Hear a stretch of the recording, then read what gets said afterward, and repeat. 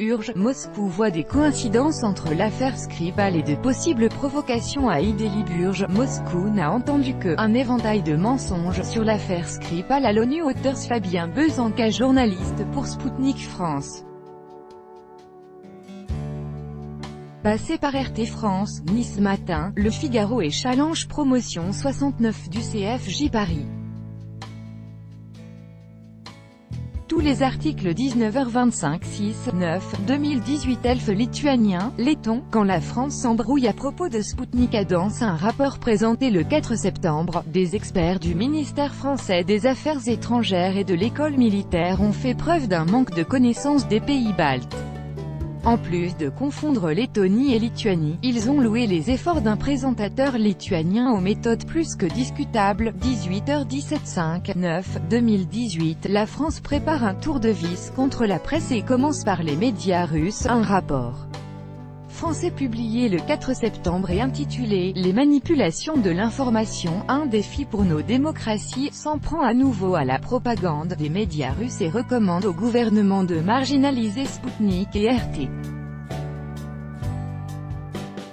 L'historien des médias Antoine Lefébure dénonce un document qui précéderait un muselage de la presse. 17h34 9 2018. À Tripoli, nous sommes en pleine catastrophe humanitaire et Bruxelles joue un double jeu. Les affrontements entre milices rivales qui frappent Tripoli depuis plusieurs jours ont un impact désastreux sur la vie des migrants. Médecins sans frontières a décidé de tirer la sonnette d'alarme et en appelle à l'Europe. Hasiba Hadj-Sahraoui, conseillère pour les affaires humanitaires de MSF, s'est confiée à Sputnik France. 18h23 9 2018. Les milices se déchirent à Tripoli. Le pouvoir libyen a-t-il pactisé avec le diable? La capitale libyenne est le théâtre depuis plusieurs jours de violents affrontements entre milices proches du pouvoir de Tripoli.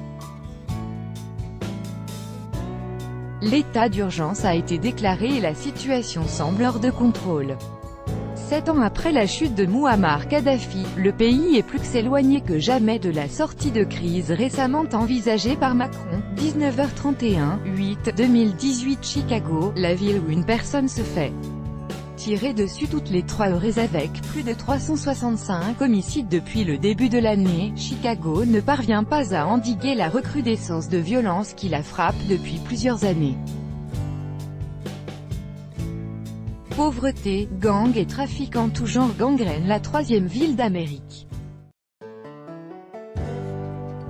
L'universitaire et spécialiste des États-Unis Anne Désine partage son analyse de la situation avec Sputnik. 16h17 38 2018. Gaulois réfractaires, mafieux, quand Macron dézingue les Français depuis l'étrange-guerre alors qu'il se trouvait devant la reine du Danemark, le président de la République a lancé une saillie remarquée.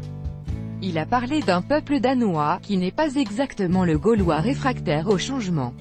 Une attaque à peine déguisée contre les Français. Et ce n'est pas la première fois.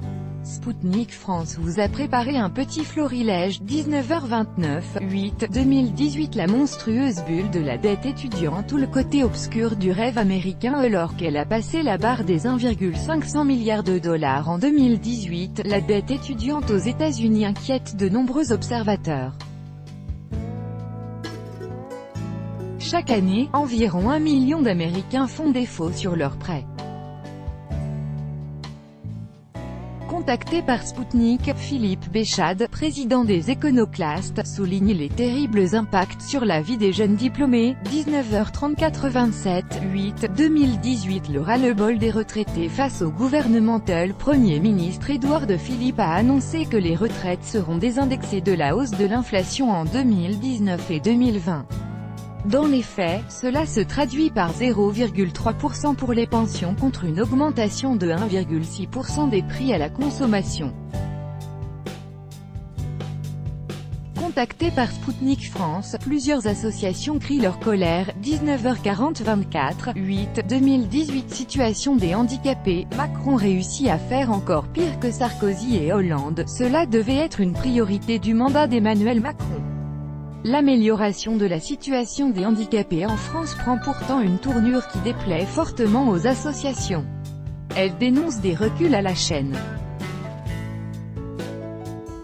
dernier en date, l'obligation de mettre seulement 10% de logements neufs aux normes d'accessibilité contre 100% auparavant. 16h14-23-8-2018 Fête de l'Aïd el-Kébir, on reçoit de plus en plus de demandes d'abattage. Les musulmans de France célèbrent depuis le 21 août et pour 3 jours l'Aïd el-Kébir ou la fête du sacrifice.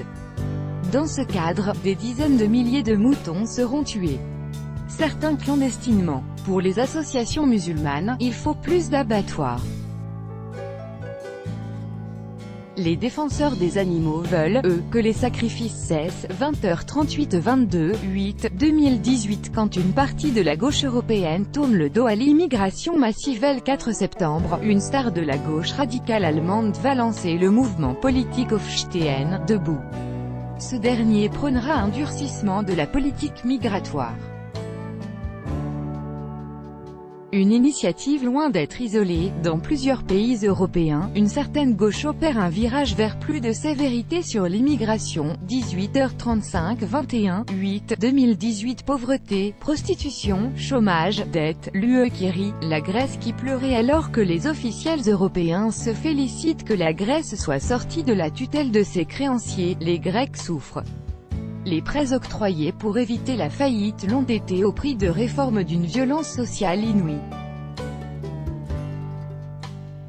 Économistes et essayistes contactés par Sputnik s'accordent à dire que le pays, exsangue, est loin d'être sauvé. 19h21-10-8-2018 À l'hôpital, on est passé des injures au cou. Le rapport de l'Observatoire national des violences en milieu de santé, ONVS, montre une augmentation des agressions dans les hôpitaux en 2017. Sputnik France a interrogé plusieurs professionnels afin de comprendre comment et pourquoi cette violence évolue vers le pire. 18h19-8-2018 Rachid Nekaz, j'ai déjà dépensé 315 000 € pour payer les amendes liées à la burqa. L'activiste algérien Rachid Nekaz s'est trouvé une nouvelle cible, le Danemark. Le royaume scandinave a interdit le port de la burqa en mai 2018 et les contrevenantes s'exposent depuis à des amendes. Comme il le fait depuis 2010 dans plusieurs pays européens, Rachid Nekaz paiera les contraventions. Il a expliqué ses motivations à Sputnik France. 19h44-8-2018 À l'instar des policiers, les pompiers crient leur ras-le-bol face à la violence. Devant la multiplication des agressions, les pompiers ont fait du lobbying auprès des parlementaires afin d'obtenir l'autorisation de filmer leurs interventions.